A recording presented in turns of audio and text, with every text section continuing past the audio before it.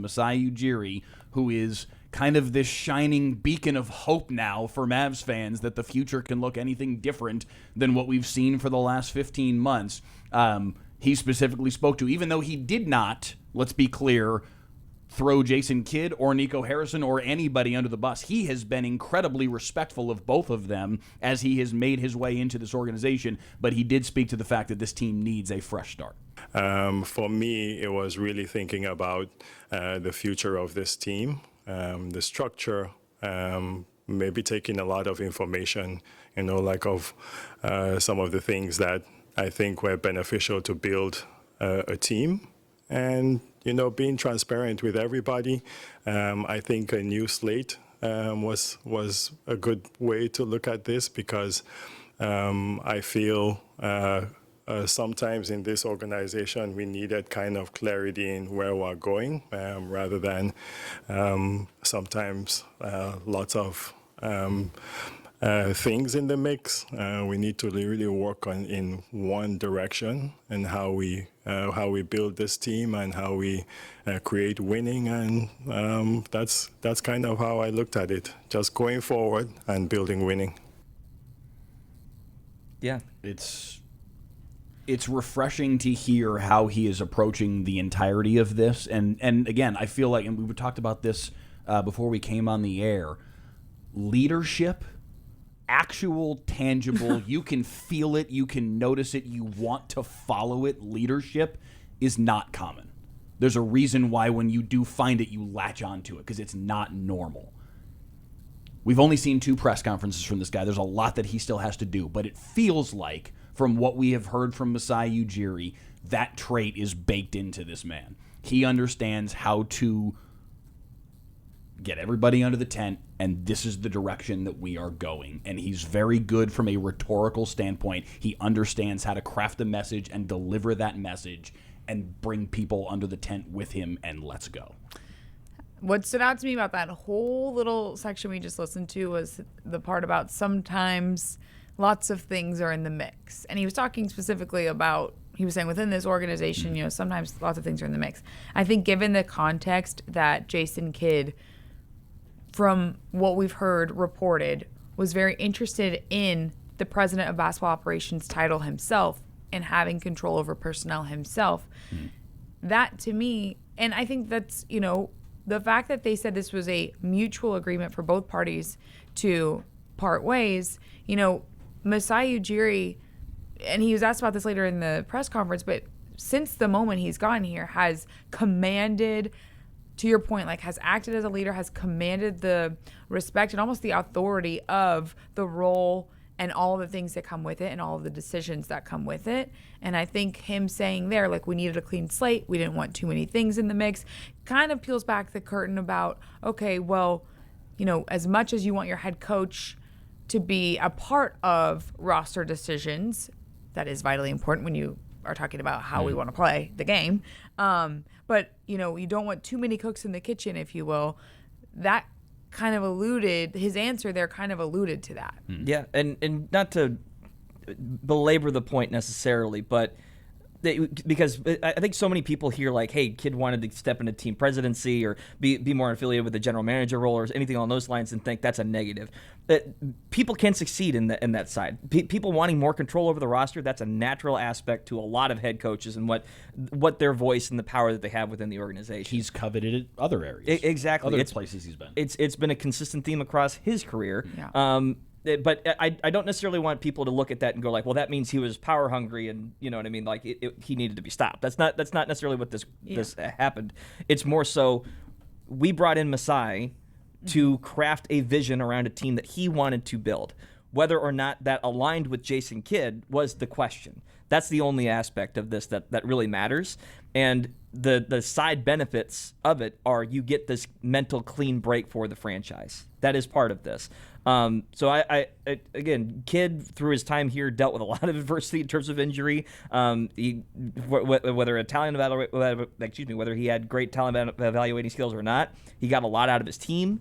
I think ultimately, when looking back on this, though, this is Masai trying to craft the organization in a specific direction, and it's better to bring someone new into the fold that everyone can kind of go toward, not have a lingering attachment to the previous administration. It is I worth think it noting. is. Oh, sorry, go ahead. I think two things here. One, it is worth noting that I think he really did look at this decision with a very open mind. Yes. You look at his track record in the last two places he was where he inherited head coaches in both Denver and Toronto, he kept them on. Yeah. And so I think the fact that that is what we've seen out of him in the past gave us reason to believe, well, Jason Kidd, Hall of Fame player, has been, has led this team to the postseason during his 5 years here. You could understand why he might keep Jason Kidd if he so decided to do that.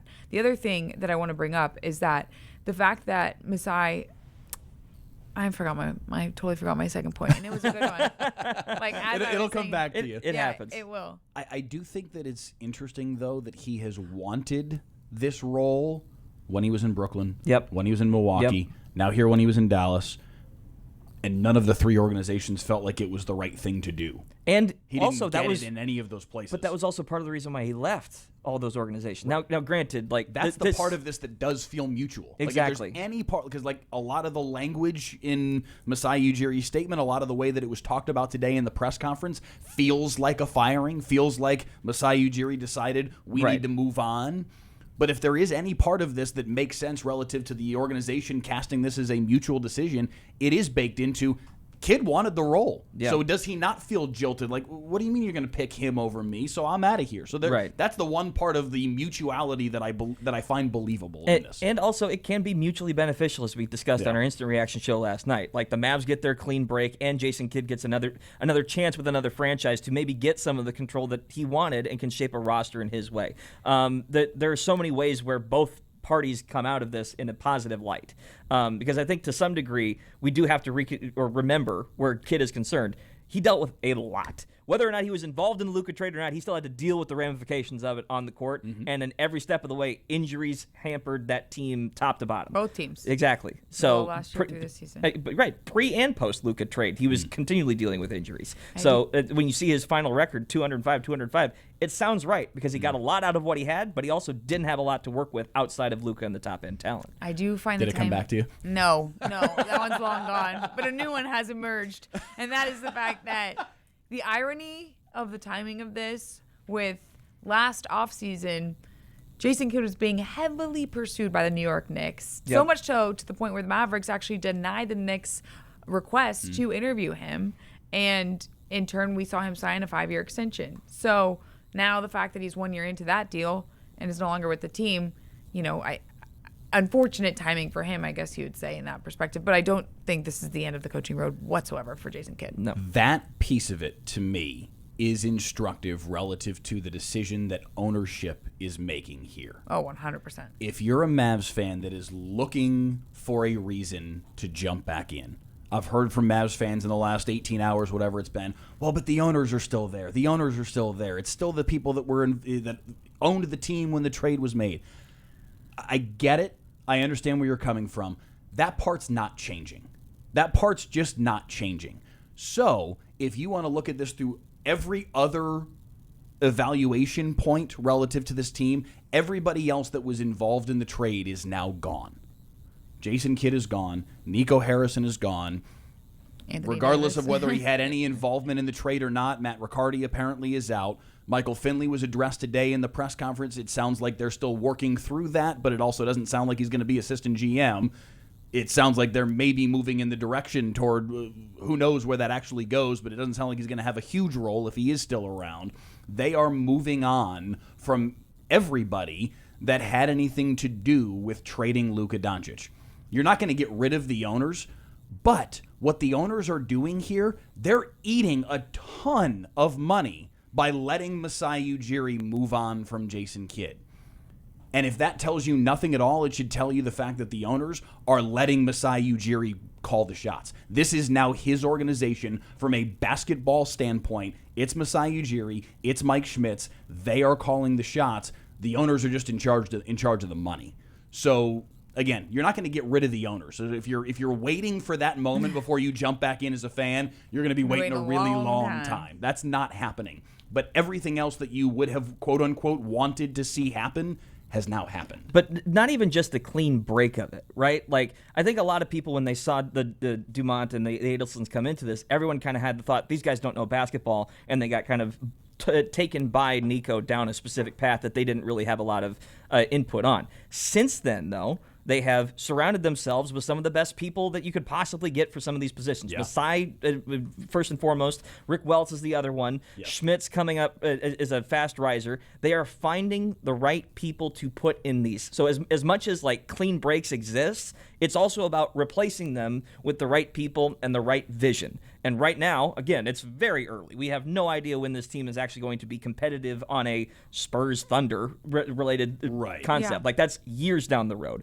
But as far as first impressions go, as far as what you would want from an ownership group that was the face during a significant mistake in transition, they have done everything possible to correct the course since then.